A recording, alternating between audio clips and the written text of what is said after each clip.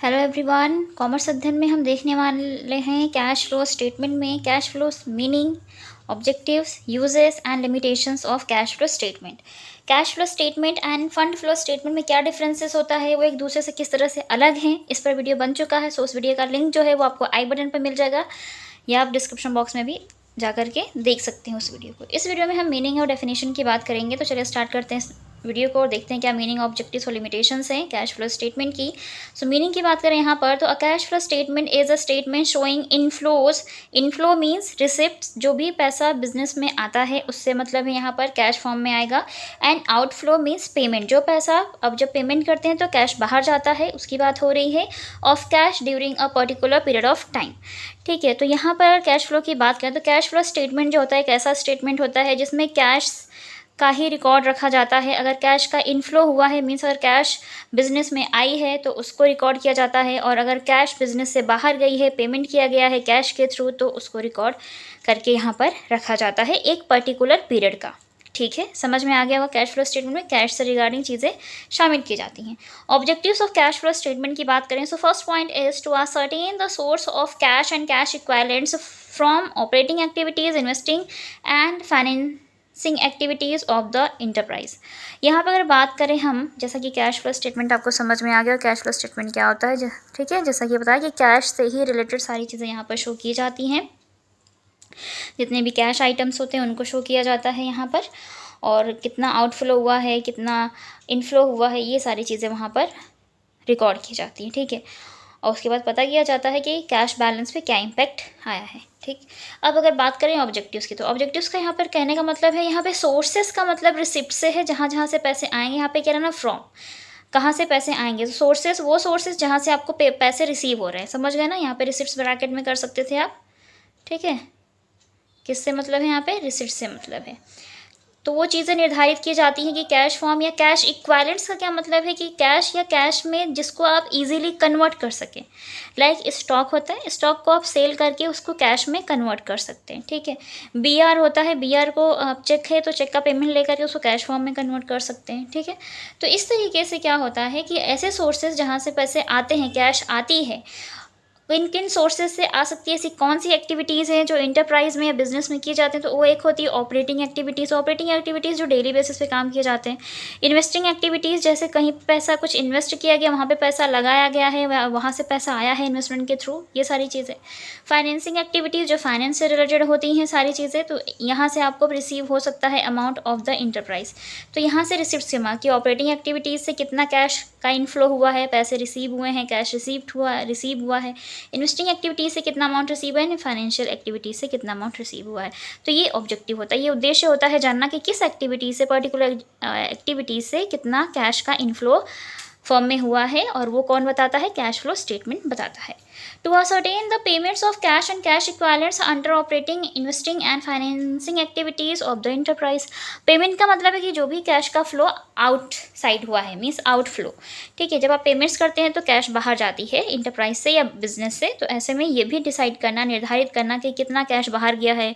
ठीक है, कितना कैश अंदर आया, मीन्स ऑपरेटिंग एक्टिविटीज़ के टाइम पर कितना पैसा खर्च करना पड़ा, कैश खर्च हुई है, पेमेंट किया गया है कैश के थ्रू, इन्वेस्टिंग के टाइम कितना किया गया, फाइनेंसिंग के टाइम कितना किया गया, ये सारी चीज़ें यहाँ पर मेंशन की जाती हैं। तो ये भी एक मेन ऑब्जेक्टिव होता है कैश फ्लो स्टेटमेंट प्रिपेयर करने का। ठीक है, to ascertain the net change in cash and cash equivalents, that is the difference between sources and applications. Applications means payments. ठीक है, कैसे उसका यूज़ करना है, पेमेंट्स कैसे करना है उन कैश को यूज़ करके। Under the 3 activities between the dates of 2 consecutive balance sheet. ये कॉन्सिक्यूटिव बैलेंस शीट का मतलब होता है कि 2 बैलेंस शीट गिवन होंगी 2 ईयर्स की, लाइक 2021 की गिवन है, और आपको डिफरेंस पता करना है कि जो भी कैश का बैलेंस है ना, क्या चेंजेस आया है कैश में, कैश का बैलेंस कैसा है, या फिर जो भी कैश आपने रिसीव किया है उस कैश को किस तरह से अप्लाई करना है, एप्लीकेशन करना है, मीन्स पेमेंट कैसे होगा उसको यूज़ करके। ठीक है, सो पर्टिकुलर डेट की, डेट मीन्स 2 ईयर्स की बैलेंस शीट गिवन होती है, और उसके बेसिस पे सारी एक्टिविटीज़ को, जो 3 एक्टिविटीज़ हैं उसके अकॉर्डिंग हम चीज़ों को फाइंड आउट करते हैं कि कैश में नेट चेंजेस कैसे आया है। ठीक है, तो ये जानने में हेल्प करता है कौन, कैश फ्लो स्टेटमेंट। क्लियर हो गया होगा ये पॉइंट भी, मुझे उम्मीद है। फोर्थ पॉइंट की यहाँ पर बात करते हैं, to highlight the major activities that have provided cash. और कैश फ्लो स्टेटमेंट उन मेजर एक्टिविटीज़ को भी हाईलाइट करता है जो हमें क्या प्रोवाइड करता है, कैश अमाउंट ज़्यादा प्रोवाइड करते हैं, ठीक है, जहाँ से ज़्यादा कैश रिसीव की गई है, ठीक है, या कैश का पेमेंट उसके थ्रू ज़्यादा हुआ है, and that have used cash during a particular period and to show their effect on the overall cash balance। ठीक है, तो हाईलाइट करेगा उस मेजर एक्टिविटीज़ को जिसके जो ज़्यादा प्रोवाइड कर रही है कैश अमाउंट, या पेमेंट हो रहा है, कैश का आउटफ्लो हो रहा है या कैश का इनफ्लो हो रहा है एक पर्टिकुलर पीरियड में, ठीक है, और क्या उसका किस तरह से प्रभाव पड़ रहा है कैश बैलेंस पे उसका, तो उस पॉइंट को भी क्या करता है ये कैश फ्लो स्टेटमेंट हाईलाइट करता है। क्लियर, तो ये पॉइंट भी याद रखिएगा। अब हम आगे देखते हैं uses of cash flow statement की क्या यूज़ होता है। So use for short term financial planning.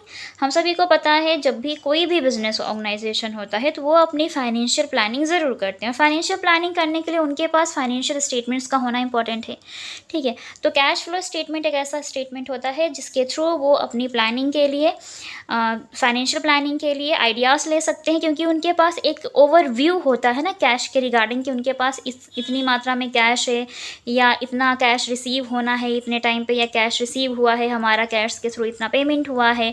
Means कि उन्हें किन चीज़ों का ट्रीटमेंट ना कैश फॉर्म में करना है, किन का पेमेंट या कहाँ से रिसीव हो सकती हैं चीज़ें कैश फॉर्म में, अभी तक हुई हैं और आगे भी होंगी, तो उसके रिगार्डिंग वो क्या कर सकते हैं, चीज़ें प्लान कर सकते हैं, फाइनेंशियल प्लानिंग ईजिली कर सकते हैं।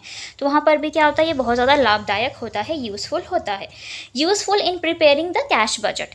कैश बजट भी बनाया जाता है। कैश बजट दैट मीन्स कि पहले तो ये डिसाइड किया जाता है कितना अमाउंट है कैश फॉर्म में आपके पास, फॉर्म के पास, इंटरप्राइजेस के पास।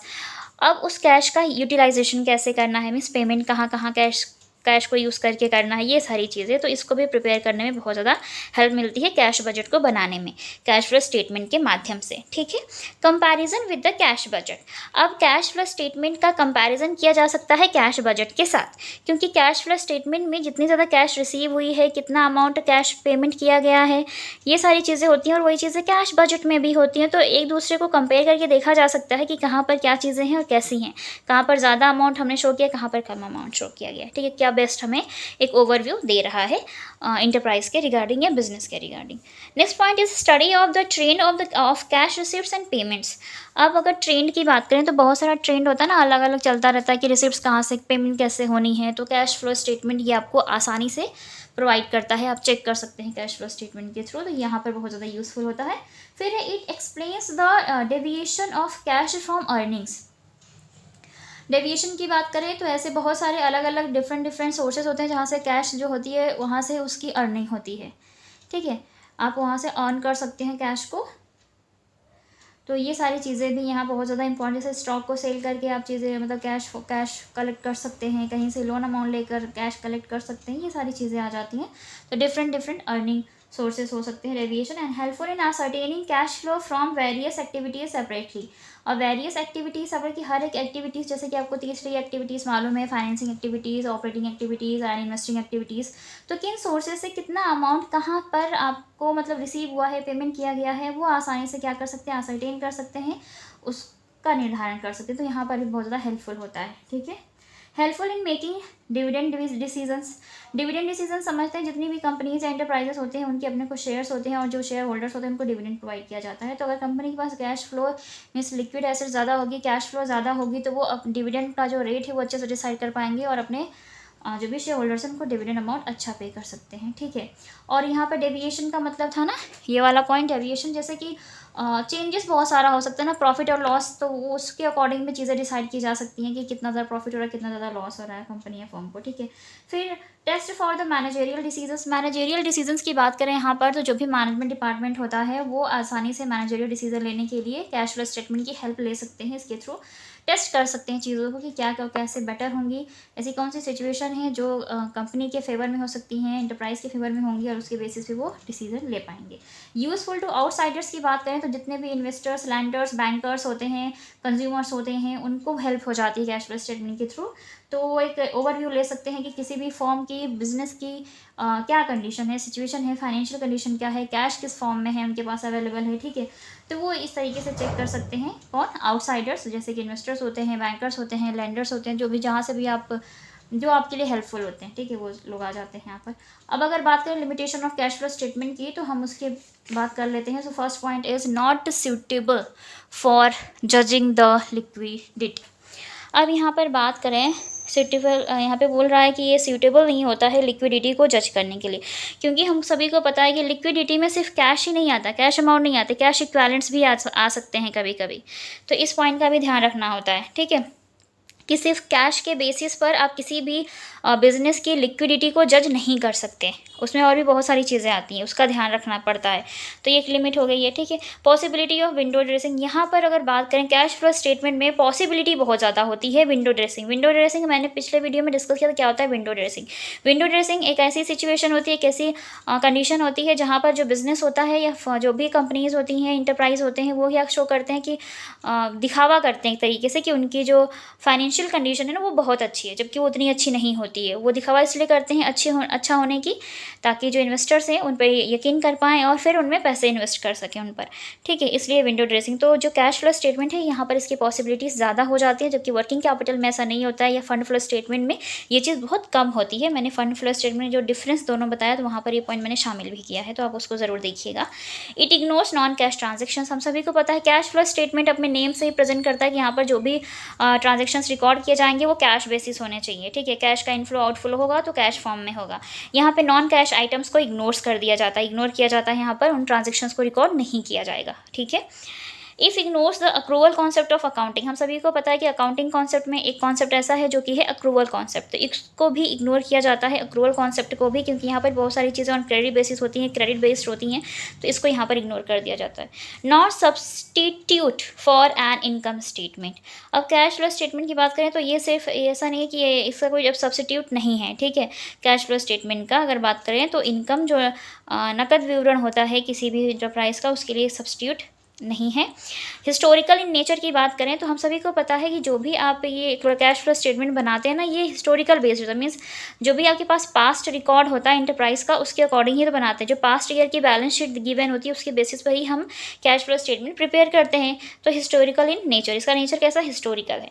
तो मुझे यकीन है आपको ये सारे पॉइंट्स अच्छे से क्लियर हो गए होंगे कि कैश फ्लो स्टेटमेंट क्या, उसकी मीनिंग क्या होती है, ठीक है, उसके क्या अपने ऑब्जेक्टिव्स हैं, यूजेस हैं और लिमिटेशंस हैं। अगर मैं आपको अच्छे से समझा पाएँ तो प्लीज़ कमेंट सेक्शन में कमेंट करके ज़रूर बताएं। वीडियो अच्छा लगा तो लाइक करें, चैनल पर नए विजिटर हो तो चैनल को सब्सक्राइब ज़रूर कर लें, बेल आइकन को प्रेस कर लें, ताकि आपको आने वाली वीडियोज़ की नोटिफिकेशंस टाइम पर मिलती रहें। किसी भी सब्जेक्ट में, किसी भी टॉपिक के रिगार्डिंग अगर आपको कोई प्रॉब्लम है तो आप मुझे कमेंट सेक्शन में कमेंट करके बता सकते हैं, या मुझे इंस्टाग्राम पेज पर भी डायरेक्ट मैसेज करके बता सकते हैं। मैं पूरी कोशिश करूँगी कि आपके उन डाउट्स को, उन क्वेश्चंस का जो आंसर है वो मैं वीडियो के माध्यम से अच्छे से आप तक पहुंचा पाऊं, ताकि आपके जितने भी डाउट्स हैं वो क्लियर हो सके। तो आज की वीडियो में इतना ही, मिलते हैं नेक्स्ट वीडियो में, तब तक के लिए take care and thank you so much for watching this video.